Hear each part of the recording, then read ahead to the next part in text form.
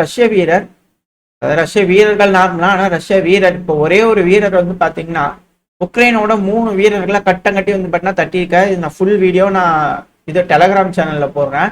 ஃபுல்லா போட முடியாது. ஆக்சுவலா என்னன்னா இந்த பகுதி என்ன அப்படின்னா நோவோ கிரிகோரிவ்கா சபட்டாச் குரூப் தான். இது போல ஒருத்தங்க 2 பேர் தான் போவாங்க. இதுக்கு பின்னாடி பெரிய விஷயங்கள் நடக்குது. ஸோ அதெல்லாம் நான் உங்களுக்கு சொல்றதுக்காக இது எட்டு வரேன். நார்மலா ஒருத்தங்க 3 பேர் கொண்டாங்க, ஒருத்தங்க 4 பேர் கொண்டாங்கன்ற டைட்டிலுக்குலாம் எடுத்துட்டு வரல. இதுல இருக்கக்கூடிய விஷயங்கள், அதாவது முதல்ல இங்க இருக்கக்கூடிய ஒரு நபர், ஒரே ஒரு வீரர், அந்த வீரர் சும்மா அந்த பகுதியில போய் செக் பண்ணி அங்க இருக்கக்கூடிய வீரர்களை கொண்டுட்டாங்க அப்படிங்கறதுல இங்க மேட்டர் கிடையாது. அதாவது ஒரே ஒரு ரஷ்ய வீரர், எந்த ஒரு நாட்டோட சேர்ந்த வேணா இருக்கலாம். ஸோ ஒரு வீரருக்கு தொடர் கம்யூனிகேஷன் ட்ரோன் ஆபரேட்டர்ஸோட கம்யூனிகேஷன் இருக்கும்போது எந்த அளவுக்கு சிக்னிபிகண்டான ஸ்ட்ரென்த் அந்த வீரருக்கு கிடைக்கும். அதாவது இதுக்கு முன்னாடி சர்வேலன்ஸ்ல இருக்கக்கூடிய ட்ரோன்கள் உக்ரைனோட வீரர்கள் துல்லியமா எந்த வீட்டுக்குள்ள பதுங்கி இருக்காங்க அப்படிங்கிற விஷயங்கள் அந்த ட்ரோன் ஆபரேட்டர் மூலியமா களத்துல இருக்கக்கூடிய ஃப்ரண்ட் லைன்ல இருக்கக்கூடிய நபருக்கு இன்ஸ்டன்டா தெரியுது. ப்ராப்பரான கம்யூனிகேஷன், வீடியோ கம்யூனிகேஷன், ஒரு வீடியோ வந்து மேல இருக்கக்கூடிய ட்ரோன்கள் பாக்குது அப்படிங்கிறது வந்து பாத்தீங்கன்னா தொலை தூரத்துல இருக்கக்கூடிய ட்ரோன் ஆபரேட்டர் மட்டும் இல்லாம ஃப்ரண்ட் லைன்ல இருக்கக்கூடிய அந்த கள வீரர், எந்த வீரர் முன்னாடி இருக்காரோ அவருக்கும் கிடைக்குது. ஸோ அவர்னால எந்த பகுதியில உக்ரைனோட வீரர்கள் பதுங்கி இருக்காங்க, எந்த இடத்துல போய் நம்ம தாக்குதல் பண்ணணும் துல்லியமா டீட்டெயில்ஸ் தெரிஞ்சுக்கிட்டு எக்ஸாக்டா சேஃபான ஒரு பொசிஷன் அப்படிங்கும்போது ஒரே ஒரு வீரர் மட்டும் போனாரு அப்படின்னா கையெறி குண்டுகள் அந்த இடத்துல வீசிட்டு பத்திரமான இடத்துல போய் பதுங்கிட்டாருனாலே போதும். உக்ரைனோட வீரர்கள் 3 பேர் இருந்தாலும் சரி 4 பேர் இருந்தாலும் சரி இங்க என்ன நடக்குது அப்படின்னு சுதாரிச்சுட்டு வெளியே வர்றதுக்கு முன்னாடி ட்ரோன் ஆபரேட்டர்ஸோட உதவியோட அந்த வீரர்னால அங்க இருக்கக்கூடிய 3 பேர் இருந்தாலும் 4 பேர் இருந்தாலும் எலிமினேட் பண்ணிட முடியும். ஸோ சிக்னிபிகண்டான ஸ்ட்ரென்த், சூப்பர் சோல்ஜர்ஸ் அப்படிங்கிறத சொல்லுவாங்க இல்லையா, அது போல ஒரு ஸ்ட்ரென்த் நார்மலா வீரர்களுக்கு கிடைக்குது. அதாவது துல்லியமான தாக்குதல் தகவல்கள் கிடைக்க தாக்குதலோட வீரியம் இன்க்ரீஸ் ஆகும், ஈஸியாகும். இப்போ அங்க இருக்கக்கூடிய 3 பேர்ல ரஷ்ய வீரர்கள் பின்னாடி இருந்து சுட்டுட்டாங்க. சுடும் போது அங்க இருக்கக்கூடிய 3 வீரர்கள் உக்ரைனோட வீரர்கள் நியூட்ரலைஸ் ஃபுல்லா இருப்பாங்களான்னா இல்ல. அதுல ஒரு வீரர் வந்து பாத்தீங்கன்னா யாரு சுடுறாங்க அப்படிங்கறத சுதாரிச்சுக்கிட்டு அந்த வீரரை நோக்கி எய்ம் பண்றதுக்கு முன்னாடி மேல FPV ட்ரோன்கள்ல இருந்து குண்டுகளை போடுறாங்க. ஸோ எந்த அளவுக்கு கோஆர்டினேஷன் இருக்கு. ஸோ இது போல நெக்ஸ்ட் ஸ்டேஜ் ஆஃப் டெவலப்மெண்ட் இந்த போர்ல வந்து பாத்தீங்கன்னா அடுத்த கட்ட வளர்ச்சி நோக்கி போயிருக்கு. அதாவது இது போல அட்டாக் வந்து பாத்தீங்கன்னா ரஷ்யா உக்ரைனுக்குள்ள ரொம்ப துல்லியமா பண்ணிட்டு இருக்காங்க, எஃபெக்டிவா பண்ணிட்டு இருக்காங்க. இப்ப இந்த தாக்குதல் நடக்கக்கூடிய இடம் அப்படிங்கிறது நோவோ கிரிகோரிவ்கா. இது போல தொடர் தாக்குதல்னால அந்த பகுதிகளில் வேகமா முன்னேறக்கூடிய ரஷ்ய வீரர்கள் அந்த இடத்துல பிடிச்சாச்சு அப்படிங்கிற கொடியை விரிச்சு காமிச்சிருக்காங்க, வீடியோ பதிவுகள் விட்டுட்டாங்க. உக்ரைன் இப்ப வரைக்கும் மனசு வரமாட்டேங்குது. ஏன்னா இது ஜாப்ரோசியா ஒப்லாஸ்ட்ல இருக்கக்கூடிய மிக முக்கியமான ஒரு பகுதி. இதை நம்ம பார்த்தோம் ஆல்ரெடி வந்து பாத்தீங்கன்னா உஸ்பெனிவ்காவுக்கு பக்கத்துல ரஷ்யா முன்னேறி வந்து ஒரு செட்டில்மெண்ட் எடுத்துட்டாங்க, நோவோ வெசலிவ்கா அப்படிங்கிறது போல நம்ம பார்த்தோம். அதுக்கு நேர் மேல இருக்கிறது தான் நோவோ கிரிகோரிவ்கா. ஸோ இந்த ஒரு பகுதியும் வந்து பாத்தீங்கன்னா ரஷ்யா அவங்க கட்டுப்பாட்டுல எடுத்தாங்க, வீடியோ பதிவுகள் விட்டுட்டாங்க. இப்போ இது மட்டும் இல்ல, இதுக்கு நேர இந்த நோவோ கிரிகோரிவ்கால இருந்து நேரா கீழே உஸ்பெனிவ்கா, ஸோ அதை கட் பண்றதுக்கு ரஷ்யா ட்ரை பண்றாங்க. ஆல்ரெடி நோவோ வெசலிவ்கா ரஷ்யாவோட கட்டுப்பாட்டுக்குள்ள இருக்கு. இப்ப அதுல இருந்து உஸ்பெனிவ்காவை ஸ்ட்ராங் பண்றதுக்கு முன்னாடி உஸ்பெனிவ்காவுக்கு வரக்கூடிய அந்த சப்ளைஸ் எல்லாம் தடுக்கணுன்றதுக்காக அங்க ஒரு பிரிட்ஜ் இருக்கு.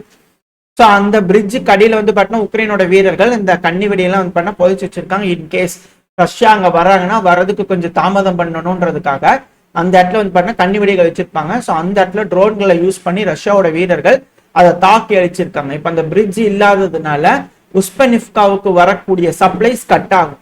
ஸோ இப்ப ரஷ்ய வீரர்கள் உஸ்பெனிவ்காவை ஸ்ட்ராங் பண்றதுக்கு ரொம்ப ஈஸியா இருக்கும். ஸோ இந்த பகுதிகளில் அதிகப்படியான மூமெண்ட்ஸ் ரஷ்யாவுக்கு கிடைச்சிக்கிட்டு இருக்கு. அதுவும் இந்த பிரிட்ஜ் எங்க இருக்குன்னா பிரிவெல்னே அப்படின்னு ஒரு பகுதி இருக்கு, அதுக்கு பக்கத்துல இருக்கக்கூடிய பிரிட்ஜ், ஒரு சின்ன ஒரு வில்லேஜ். அதுக்கு பக்கத்துல இருக்கக்கூடிய பிரிட்ஜை வந்து பாத்தீங்கன்னா ஸ்ட்ராங் பண்ணிட்டாங்க, உடச்சுட்டு இருக்காங்க. இப்ப இந்த உஸ்பெனிவ்கா அடுத்தது ரஷ்யாவோட டார்கெட்ல வந்திருக்கு.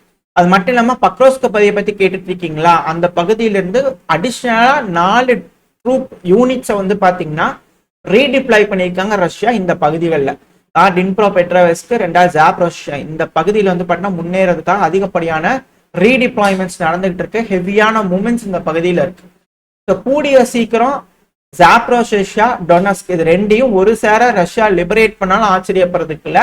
ஹெவியான மூமெண்ட்ஸ் களத்துல ரஷ்யாவுக்கு இருக்கு. அதிநவீனமான ஆயுதங்கள், வெல் ஸ்ட்ராட்டஜியோட ரஷ்ய தரப்பு வந்து முன்னேறிட்டு இருக்காங்க.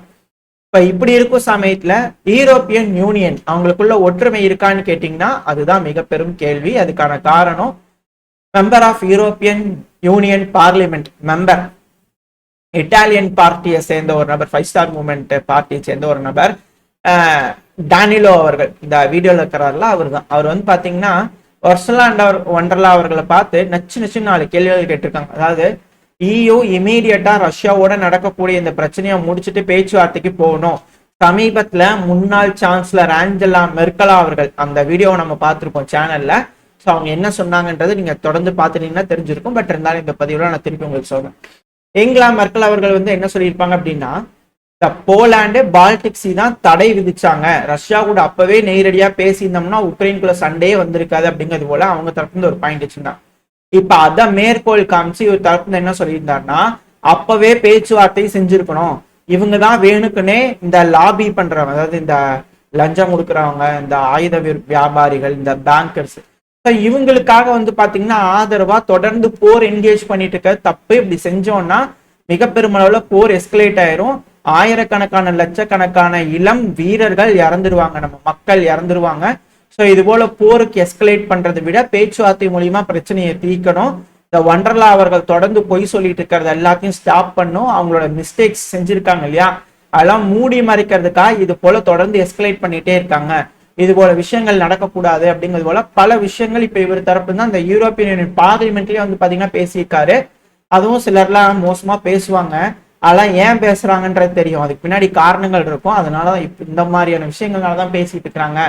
தேவையில்லாம எல்லாத்தையும் போர்க்குள்ள இழுத்து விட்டுட்டு இருக்காதீங்க அப்படிங்கிறது போல விஷயங்கள் யூரோப்பியன் யூனியன்ல வந்து பாத்தீங்கன்னா வர ஆரம்பிச்சிருக்கு.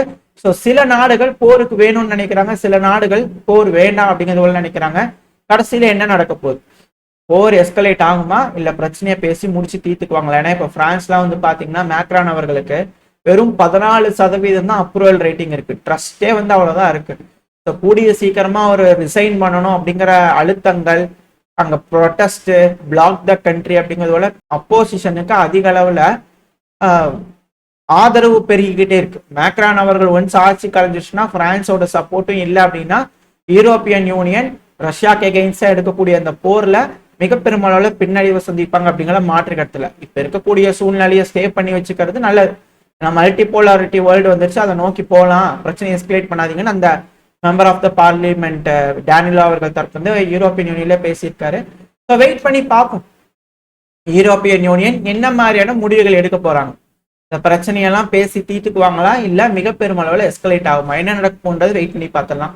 ஓரளவுக்கான தகவல்கள் இந்த பையில பார்த்துருப்போம்னு நினைக்கிறேன். இதோட இந்த பையன் நான் முடிச்சுக்கலாம். இந்த பதிவு எப்படின்னு உங்களுக்கு பிடிச்சிருக்கா, பிடிச்சுனா லைக் பண்ணிட்டு உங்க ஃப்ரெண்ட்ஸ் அண்ட் ஃபேமிலியோட ஷேர் பண்ணிக்கோங்க. அது கூட மறக்காம நம்ம சேனல் சப்ஸ்கிரைப் பண்ணலாம், மறக்காம சப்ஸ்கிரைப் பண்ணிக்கோங்க.